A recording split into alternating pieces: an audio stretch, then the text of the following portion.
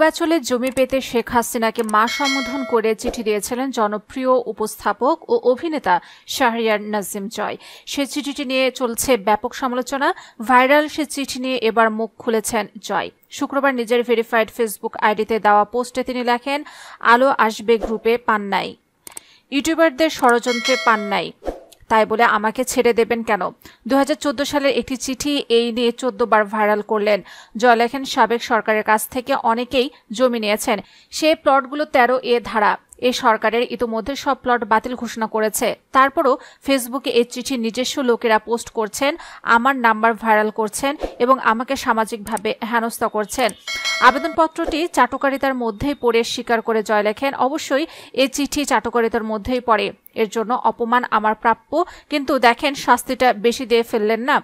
আল্লাহ তবে আপনাদেরও ক্ষমা করবেন না। আল্লাহ যে আছেন এবং যথাসময়ে পাপের শাস্তি হয় তা আমরা তো সবাই বুঝে গেছি, তাই না? জয়ের আবেদন, ঘৃণা না ছড়িয়ে শান্ত হন, সবাই মিলে ভালো থাকি, চলুন সবাই যার যার ভুল সংশোধন করি।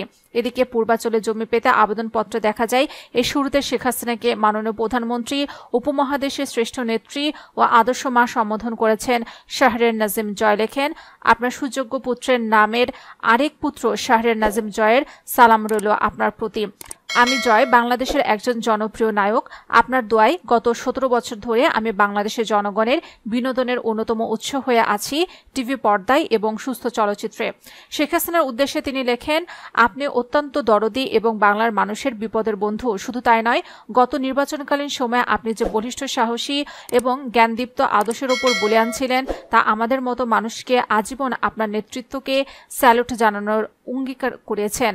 এর পূর্বাচলে প্লট আবেদন করে বিতর্কিত এই উপস্থাপক লেখেন, মা আপনার নিকট একজন শিল্পীর আবেদন। আমার সমসাময়িক সকল শিল্পী পূর্বাচলে 10 কাঠা 5 কাঠার প্লট পেয়েছে। আমি দেশের বাইরে শুটিংয়ে থাকার জন্য অ্যাপ্লাই করতে পারিনি, পরবর্তীতে ঝিলমিলে অ্যাপ্লাই করলে লটারিতে তা পাইনি। তিনি লেখেন, মা পূর্বাচলে একটা জমি আমার স্বপ্ন, আমার সন্তানের ভবিষ্যৎ। আমি আপনার কাছে আবদার করলাম, আপনি আপনার এই সন্তানের আবদার ফেলে দেবেন না, আমি জানি ইনশাল্লাহ। এদিকে বিএনপি চেয়ারপারসন খালেদা জিয়ার গাড়ি বহরে হামলা করে হত্যা চেষ্টার অভিযোগে কয়েকদিন আগে 50 জনের বিরুদ্ধে মামলা হয়েছে। মামলার আসামির তালিকায় রয়েছেন জয়।